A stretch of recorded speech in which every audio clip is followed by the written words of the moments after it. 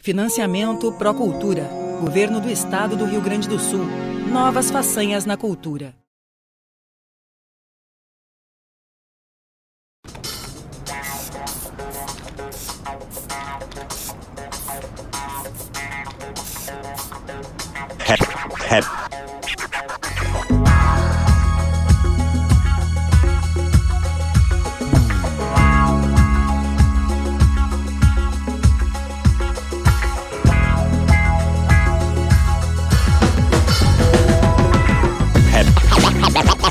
Rap é poesia.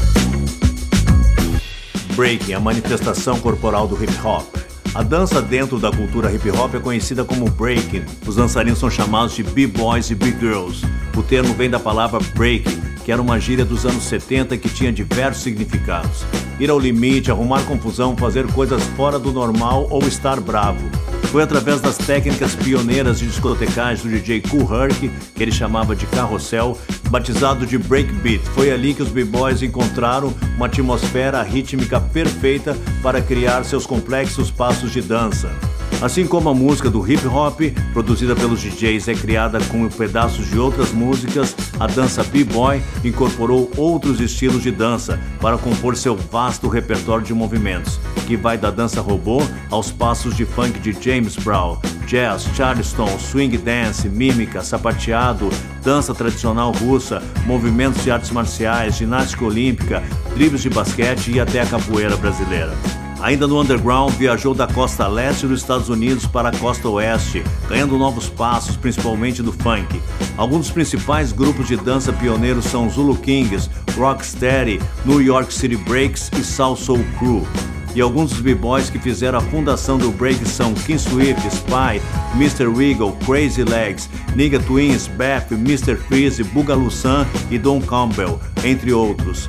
Filmes como Beat Street e Breaking são referências para o break. Em uma roda de break, a dança b-boy geralmente é acompanhada pelo locking, popping e power moves. Também são valorizados os passos tradicionais como drop, footwork, top rock, freeze, hidden step, entre outros. As músicas que não pode faltar são Apache, It Just Begun, Turn It Up or Turn It Loose e Planet Rock. Na primeira metade dos anos 80, a breakdance, termo batizado pela mídia, virou febre mundial, virou filmes de Hollywood como Flashdance e até propagandas de televisão. O breaking acabou levando a cultura do hip hop aos 4 cantos do planeta. Campeonatos começaram a surgir na Alemanha, França, Chile, Japão e nos lugares mais inusitados do mundo. No Brasil não foi diferente, tendo como principal referência o ano de 1984 e como marco zero a Estação São Bento na cidade de São Paulo. Deste período podemos destacar os grupos de dança chamados no Brasil de crews, que vem do termo inglês crew. São eles Jabaquara Breaks, Backspin e Street Warriors. Alguns nomes importantes deste período são Nelson Triunfo, Marcelinho Backspin, Alan Beat e Nino Brown. E um dos principais nomes do break nacional é o b-boy Pelezinho, que faz apresentações internacionais e já ganhou inúmeros campeonatos de dança. E vira referência nacional. Rap é poesia.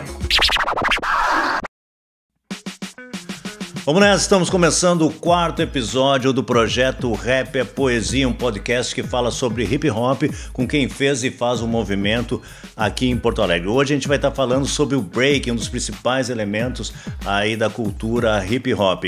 Esse programa tem a direção audiovisual do Billy Valdez, tem a produção cultural da La Movida, cenografia de Felipe Branco, PH, design gráfico do Jason Pita, produção audiovisual e gráfica do coletivo Catarse e agência Acorde.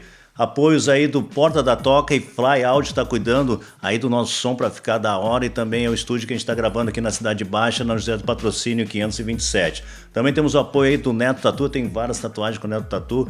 O Neto é um cara que tem uma experiência muito grande de tatuagem, tem uma equipe da hora aí com um tatuador para cada estilo de tatuagem. Procura o Neto lá no Instagram, @NetoTatu. Lá na Zona Sul de Porto Alegre, aqui na Zona Sul de Porto Alegre, na Avenida Cavalhada 3910. Também temos o apoio aí da Help Lar Eletrônica, na Avenida Caí 1220, no bairro Cristal, meu parceiro Marcos, que sempre me ajuda aí quando queima meus equipamentos, trago equipamento, eu fico louco lá, tentando arrumar as coisas logo, e o Marcos vai lá, nem que seja final de semana, ele faz essa mão. Tamo junto, Marcos.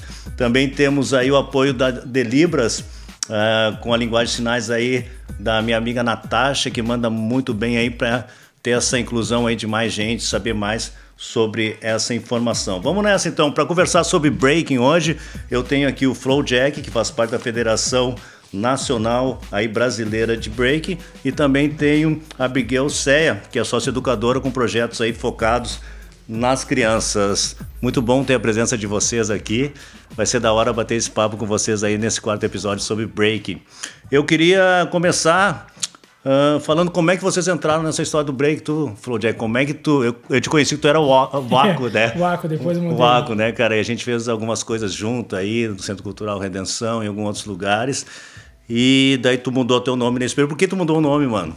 É assim, eu acho que foi em 2000. Era B-Boy Waco, né? Isso, em 2001, quando eu fui trabalhar no Festival Internacional de Hip Hop, que era mais voltado mesmo ao pessoal de grupos de dança que o Otávio Nassur organizava em Curitiba. Eu conheci um americano chamado Patrick Shane. Ele coreografou a cena de batalha do Matrix, do 2 e do 3. E quando a gente estava numa balada lá, ele estava dançando, né, fazendo improvisação de hip hop, dançando em cima. E eu comecei a dançar break. Quando eu estava fazendo top rock, ele falou assim, tu tem, falando em inglês, né, tu tem muito flow quando tu se movimenta, tu é muito leve, lembra muito a capoeira. Como é que é o teu nome mesmo? Assim, eu falei Jackson, assim, Flowjack. Porque ele é amigo do Flow Master, então ele associou essa questão do flow pela leveza, pelo sentimento que passava pelo movimento e botou Flowjack, fica melhor que o Waco. Aí ficou até hoje. Que da hora, né? Mas isso é legal, tu ter um apelido por alguém, né, que é referência também, né? E tu, Céia, como é que tu entrou nessa de hip hop e de breaking? Eu entrei no breaking em 2006, quando eu fui levar os meus filhos para fazer aula de dança, e no fim as crianças não quiseram e eu fiquei impressionada com os movimentos.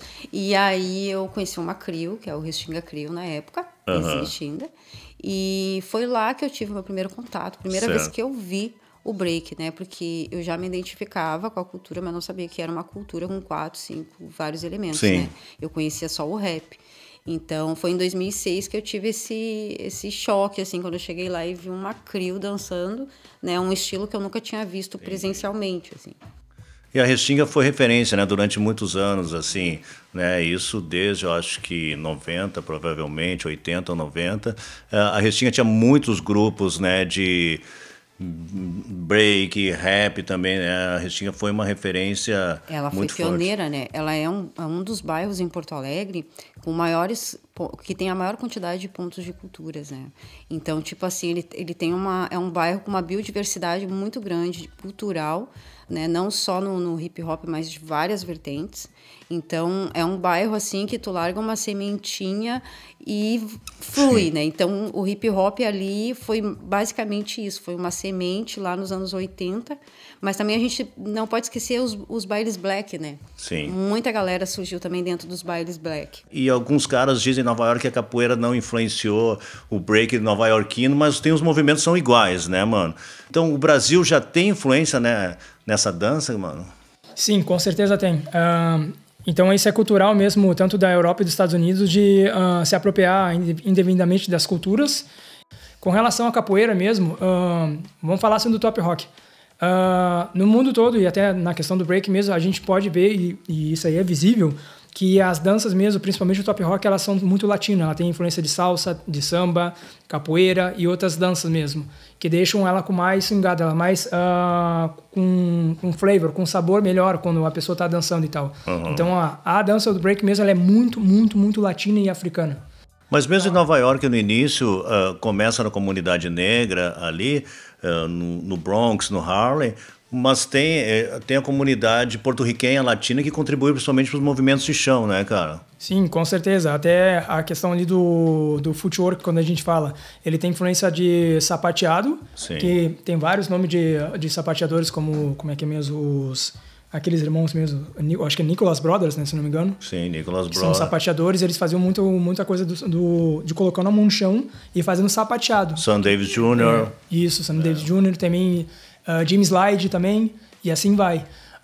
Tem danças russas mesmo, que elas são mais reta, Sim. Mas a questão mesmo do sapateado que influiu bastante coisa, tanto na questão do top rock, aí entre outras danças caribenha, entre o samba, entre a capoeira, que influenciou bastante nisso. Então elas são danças... o break mesmo, se for falar, ele é 90% latino e africano. Sim. Então, a partir do momento que os americanos falam que não se basearam na capoeira e estão mentindo, porque a capoeira já tem há anos já, entendeu? Há relatos também que a capoeira mesmo já foi desenvolvida na África e quando chegou aqui no Brasil ela tomou uma outra proporção por escravos e escravas africanos que vieram para cá e desenvolveram ela de outra maneira, assim como o samba. Isso aí no Africanamente, quando eu tinha voltado a praticar capoeira com Guto, ele fez um seminário de capoeira que falava sobre isso, a questão do nome do samba mesmo, que era um samba de roda, que até então ele era usado como uma arte marcial. Porque eram duas pessoas sambando, e se tu chupasse bala mesmo, a pessoa te dava um tapão na cara, entendeu? Então tu tinha que ficar esperto quando sambasse. Ou também era um jogo que eles faziam de canela com canela. Então a capoeira nasceu, ela vem derivado desse tipo de samba, que era uma luta. E depois ela se desenvolveu aqui no Brasil. Então, e vocês acham que é uma espécie, pode acontecer uma espécie de sincronia, né? Também porque ali nos anos 60 e 70... quando tem, né, aquele acordo de Nova York lá dos Ghetto Brothers, que os caras decidem, né, que isso até aparece no filme The Warriors, né, os guerreiros, né, aquele filme é baseado nessa história real, que tem aquele acordo de paz entre as gangues de Nova York ali no Bronx. E aí começam esses movimentos de batalha, de se enfrentarem sem se tocar. Né? Ali tem uma coisa que também acaba sendo semelhante à capoeira, né, sim, cara? Com certeza. Que os caras se desafiam numa roda, mas sem acabar se tocando, né? Isso aqui em Porto Alegre, quando tu entra como mulher, quais são tuas referências femininas nesse movimento?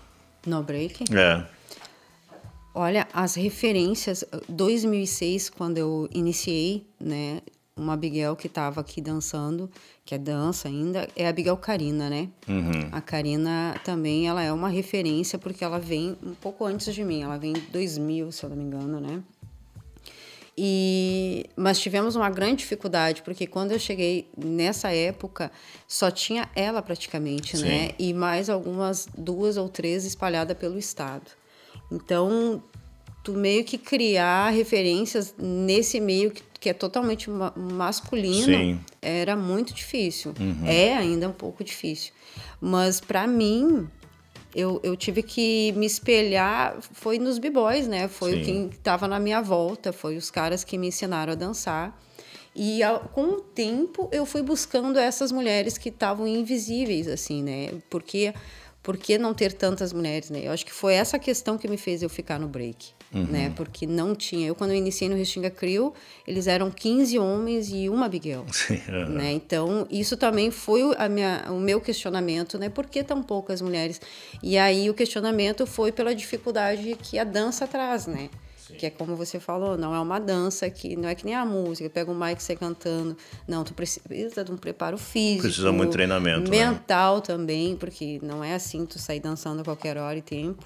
E que aí não tem como tu busca tuas referências hoje, as mulheres tem uma visibilidade, né? Porque a gente buscou por isso. E ainda está buscando por isso, né? Mas naquela época, em 2006, não tinha tantas mulheres em visibilidade. Eu vejo assim, eu conheci o break, né? Eu tinha uns 11 anos quando o break estourou no Brasil e estourou no mundo, né? Que foi lá por 84 que virou febre, assim, a gente dançava na escola, né? Eu era vizinho do Marcelo, que foi um dos fundadores do Hackers. Eu já vi o Marcelo, outro amigo meu, que ainda dançando ali, os caras já faziam capoeira e outras coisas, então tinha uma manha assim bem grande já, né? E o que acontece? O break, ele acabou trazendo o hip hop para o Brasil, né? Porque virou febre. Aí trouxe o grafite, trouxe o rap, né? A indústria musical pegou o rap e hoje o rap é gigante no mundo todo.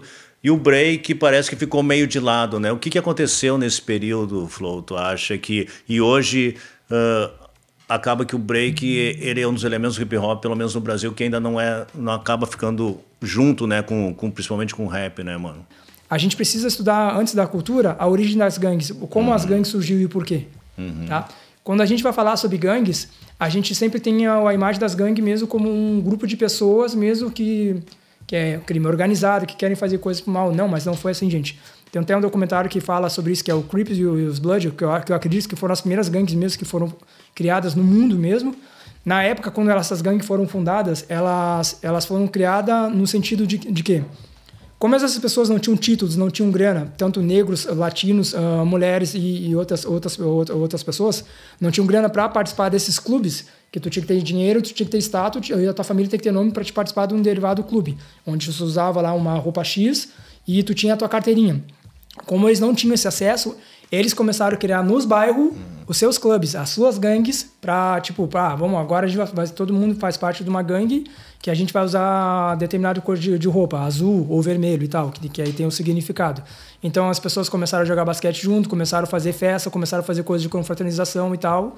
E às vezes, quando essas gangues se encontravam, elas tinham suas rivalidades e faziam coisas para resolver. O que fez isso mudar? O que tornou as gangues violentas? O tráfico de drogas. Porque a partir do momento que os Estados Unidos começou a se viciar em cocaína e crack e outras coisas, essas gangues começaram a ver que isso movimentava dinheiro, né? Daí é aquela velha história, né? Que o sistema faz alguma coisa mesmo para desconstruir algo positivo e transformar em negativo. Então essas gangues começaram a ficar violenta por causa da influência das drogas. Então aquela coisa dos clubes, das pessoas de fazer suas posses e suas gangues mesmo para se proteger e para ter entretenimento no seu bairro, onde eles não tinham acesso a esses lugares que tinham poder aquisitivo, isso aí se transformou em algo muito violento, que as pessoas começaram a ser violentas para disputa de território, para ganhar dinheiro, para consumir mais droga, vender mais droga, e aí entrou o tráfico de armas. Então, a partir do momento que essas gangues começaram a ficar violentas e disputar território, foi onde a cultura hip-hop chegou, que pegou que achou uma maneira de resolver essa rivalidade na dança, no grafite, na música e DJs. Um exemplo, uma vez eu falei pra galera, tipo assim, poucas pessoas sabem que a cultura LGBTQIA+, é responsável pelo empreendedorismo dentro da cultura hip-hop, porque eles trabalhavam nas galerias de artes, eles tinham acesso às discotecas, onde DJs mesmo dos outros bairros não tinham acesso, e teria que conversar com alguém, e se alguém falar com alguém, para dar o dono da casa, para te ter esse acesso. Eles trabalhavam com grandes estilistas e marcas de roupa, então a cultura LGBT foi o responsável pelo sucesso da cultura hip-hop, pouco se fala sobre isso. Aí, mas o hip-hop sempre também como se espelhando no meio que vive no período, né? Eu vejo assim, isso que tu falou da comunidade LGBT, né? Me parece também que é uma evolução na sociedade e a cultura hip-hop vem, né? Tipo assim, se a gente está nos anos 70, um período mais machista, né? Aquilo também refletiu na arte e na cultura, né? Com certeza. E acho que até demorou, assim, por causa do rap, né, e o hip-hop, enfim, falar sobre valorização racial, ser contra certas coisas do sistema, ser contra a violência policial, mas às vezes deixou de lado a questão do gênero, né? Sim. E me parece que de 10 anos para cá isso vem melhorando, porque a gente vê hoje, né, tem trans aí fazendo rap, fazendo slam, né, e falando as suas questões, né, que é algo importante, né? Na verdade, a cultura hip-hop ela surge no meio de uma questão política, social e racial muito forte nos Estados Unidos. Né? E nesse momento havia um grande índice de violência. E lembrando que na região onde essas gangues estavam vivendo e o maior índice de violência, era uma região que um empresário foi lá e comprou para construir um habitacional. Um departamento lá. Ele construiu alguma coisa. E o que a prefeitura daquele local fez? Ele abandonou aquela região, que ficou abandonada, sem nenhum amparo. Né? Muitas pessoas abandonaram suas casas. Sim, a intenção era fazer uma via expressa que cortava, né, todo o sul do Bronx, daí aquilo ali demorou muito, foi mal planejado, e daí os negócios começaram a quebrar. E aí essas gangues, referente a isso que o Flowjack disse, elas acabaram, né, se expandindo e virando aquela violência toda que virou.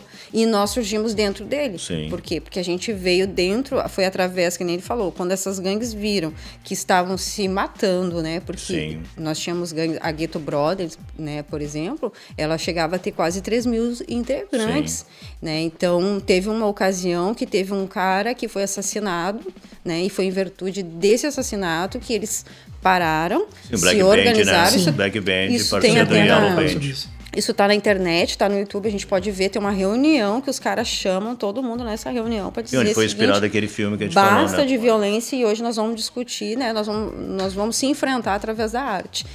A questão que você falou, o rap, por ser uma questão política, racial, de decisão, o rap pegou o microfone e abriu a boca, né? Sim. A dança não deu para comercializar.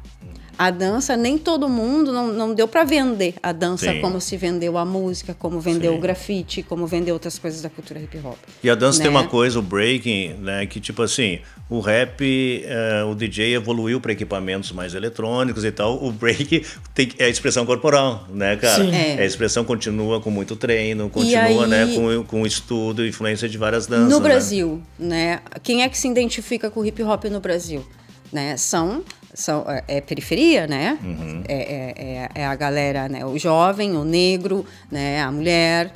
Então, o que acontece? No Brasil, ela acaba tendo um outro efeito, né? E a nossa realidade é diferente da dos Estados Unidos e diferente de outros lugares do Brasil, né? Do país. Então, aqui teve uma outra situação. A gente teve ali aquele boom dos anos 80 e 90 com a questão, né, do hip hop, o break, como a gente falou, no cinema, todo mundo vendo, e depois aquilo diminuiu, né? Aquilo, vamos dizer, amornou. Uhum. Muitas pessoas sobreviveram, seguiram dançando, competindo, né? Se criou uma base, se construiu, na verdade, o break construiu sua própria vivência, sua própria vida.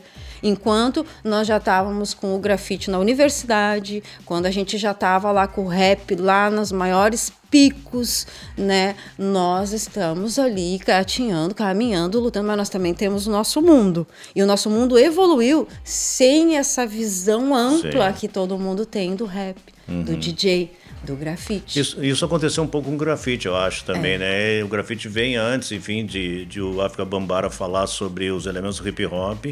E nos anos 90 talvez também se desvinculou, né? Hoje tem muitos artistas que começaram, né, grafiteiros ali no hip hop, mas que hoje fazem painéis, enfim, trabalham com street art e não necessariamente são mais ligados, né? No curso de designer, nós temos uma cadeira que é grafite. Olha que legal. No curso de licenciatura em dança, nós não temos uma cadeira de breaking. Então, para te ver que como alguns elementos se destacaram, foram buscando meios, caminhos nessa mídia, nessa sociedade, vamos dizer assim, nesse trajeto até aqui, né? Mas o bom... E eu acho que é o mais positivo, com certeza, para nós do break. Eu sou educadora, o Flow Jack também é educador. Foi a questão social. O break, ele sobreviveu não só de campeonatos, não só dessas coisas, mas sim daquela velha história que é super importante. O hip hop, ele é uma política de transformação social e o break entrou nisso. Né? Foi através do break, foi passando esse estilo de dança que não está na TV, que não está, que nem você falou, o funk, com toda aquela visibilidade, mas foram indivíduos e indivíduas que conseguiram criar esse mundo de break e sobreviver até 2021. A gente precisa pensar como dança, no geral. Sim. Porque tem várias pessoas mesmo... às vezes a gente fala assim, pô, no Brasil o break mesmo parece que está morto, não está se destacando. Eu discordo. Sim. Porque tem muitas pessoas aqui, tanto homens e mulheres mesmo, que estão dançando em companhias, tanto na Europa, nos Estados Unidos, que estão fazendo muitas coisas assim, porque começaram a pensar o break como profissão. Começaram a pensar como artista, abrir o leque de opções. Trazendo suas influências daí também. Fazendo aula de balé clássico, de dança contemporânea, sabendo... Mas a própria cultura brasileira é uma baita influência, né? Tem muita coisa. Para trazer outras influências para essa dança, né, cara? Sim, com certeza. Então, a partir do momento que a gente começa a ter isso como profissão, entendeu? E a gente quer crescer como profissional, então a gente precisa abrir nossa cabeça. Primeiro, quando a gente fala de dança e de cultura, a pessoa tem que ser desprovido de preconceito, gente. É a primeira coisa que eu vou falar para todos e todas que estão escutando, gente. Quem está no meio da cultura tem que ser desprovido de preconceito. Um exemplo, se eu, como homem, me insiro no meio da arte, não sei respeitar uma mulher, não sei respeitar uma trans, e assim vai, e eu começo a ter preconceito, então eu estou num lugar errado. Sim. Qual é a sensação de entrar numa roda de break? Muito louco. Eu acho que... Qual é a música que toca e que tu não pode deixar de entrar naquela roda? Ai, tem várias. Várias. Eu acho que é algo que fica... Eu não sei te explicar, mas eu acho que a música e o corpo se ligam. Uhum. Né? Então, especificamente, não tem aquela música. Tem várias aquela música, né? Tu como DJ, qual é a melhor música? Não vai ter uma. Mas eu sei quais eu provoco os b-boys. E tu, mano, qual é a sensação? Eu gosto muito de funk mesmo, de R&B, entendeu? Principalmente de rap underground mesmo. Principalmente coisa que tem influência latina e africana é o que mais me toca, assim. Mas de música mesmo, pra que se soltar numa roda mesmo, que eu tenho que me jogar com tudo, é aquela do Break Machine, aquela Street Dance. Aquela música pra mim é... Eu descobri depois de uns 6, 7 anos dançando o meu, vamos dizer assim, o meu estilo, né? Da onde é que tirei aquele meu estilo para top rock, quais são as minhas influências, né?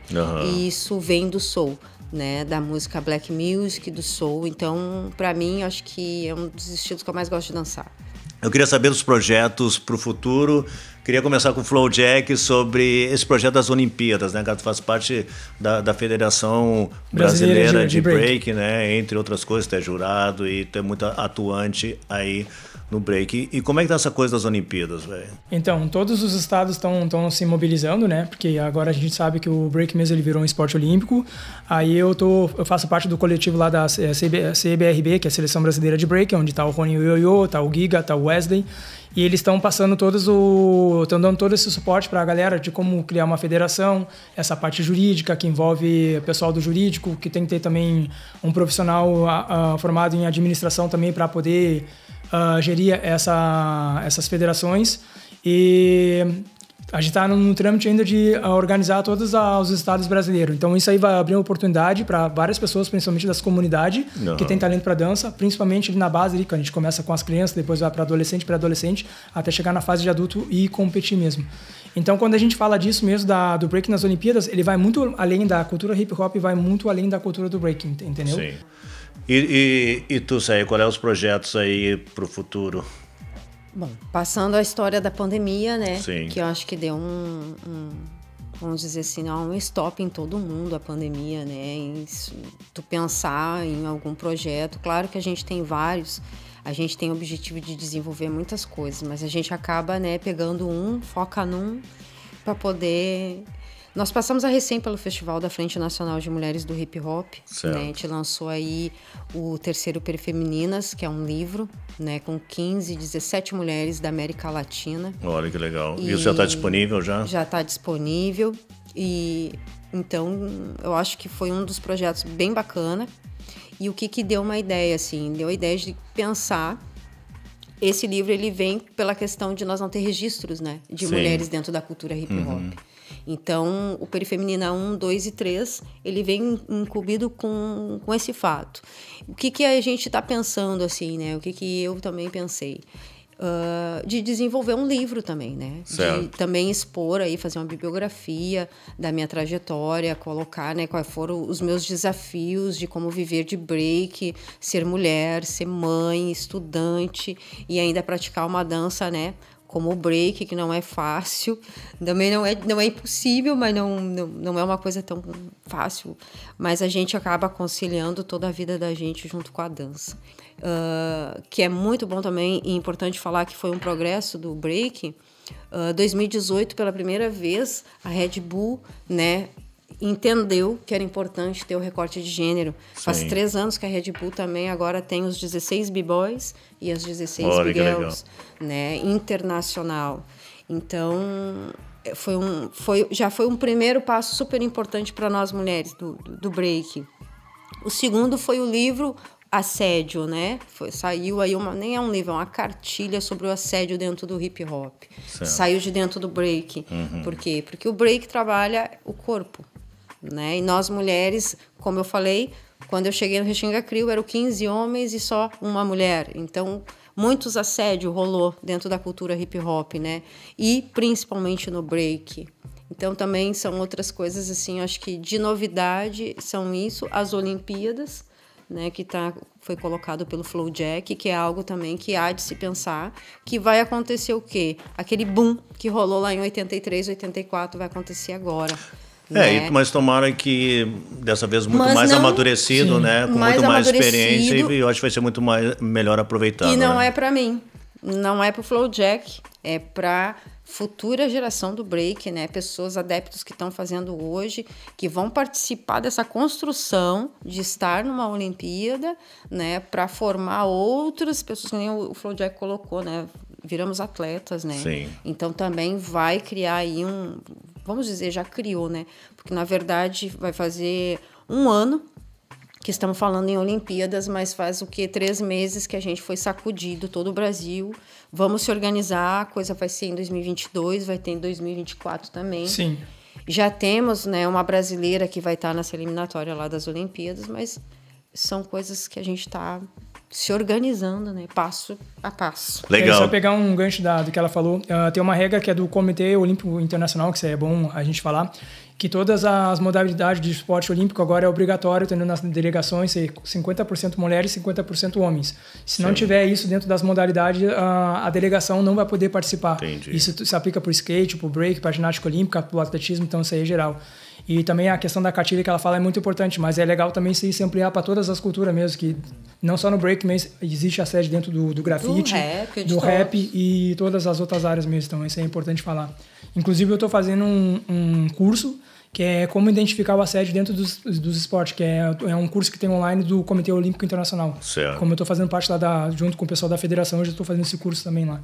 E qualquer pessoa pode ir lá se inscrever também, é importante fazer isso aí. Legal, pô, quero agradecer muito a presença de vocês nesse episódio falando sobre o breaking e, pô, daria para falar mais um tempão e, pô, sorte para vocês aí, sucesso nos projetos. Eu acho que é bem isso, é pegar a essência, né, dessa dança e continuar, né, a trazer outras influências, né. Eu quero convidar vocês para a gente finalizar esse episódio curtindo aqui um rap, já que o nosso projeto se chama Rap é Poesia, um rap do Big, que é um cara que manda muito bem no freestyle, né. Eu conheci ele através de um concurso que eu fiz na Rádio Ipanema FM, que era o Vale Tudo, onde os MCs iam lá, não sei se você acompanhou naquela época, foi início de 2000, os MCs iam lá e rimavam ao vivo, né, um contra o outro, né. E ele acabou ganhando e ele mandou muito bem, assim, né? E é um cara que manda muito bem e queria que a galera que está assistindo prestasse atenção na rima desse cara, porque ele faz vários flows diferentes, né? Ele rima palavras que dificilmente são rimadas, né? Ele faz algumas partes com melodia e tem algumas metáforas muito interessantes. Mais uma vez, agradecendo vocês a presença aí. Vamos finalizar esse episódio aí ao som do Big. Yeah! Big MC Che, Lyric Kings, presta atenção. Eu já estive negociando gramas, conquistando fama, sonhando com fim de semana nas Bahamas. Não fodo mais com essa dama, perigosa trama. Se o sonho vira pesadelo, resta o drama. Visões da minha vida passada me fazem ter reações. Graças a Deus, tô aprendendo com as lições. Correndo com os meus de fé, traficando canções. Tamo rimando e viciando corações. 3 vezes mais baque que o craque, 3 reis, 3 mics, 300 de Esparta no ataque, acelerando rumo ao sonho Kawasaki, detonando os palcos da cidade, Nagasaki. Se manter tão real nesse mundo é insano, mas é possível sim, mano. Sigo convicto, invicto, revolucionando, vamos, comigo eu tenho um plano. Eu já vi mano se perdendo só pra ter mais real, não tava percebendo que isso não é legal. A minha parte eu tô fazendo, eu tô mantendo a real. Na minha arte 100% eu tô mandando a real. Lyric Kings. Valeu, Big MC Che. O projeto Rap é Poesia tem a produção cultural da La Movida, temos a direção audiovisual do Billy Valdez, cenógrafo Felipe Branco, design gráfico Jason Pita, produção audiovisual e gráfica Coletivo Catarse e Agência Acorde, apoios do Porta da Toca e Fly Áudio, Neto Tatu, Hel Pilar Eletrônica e Delibras. A gente se encontra aí no próximo episódio. Tamo juntão.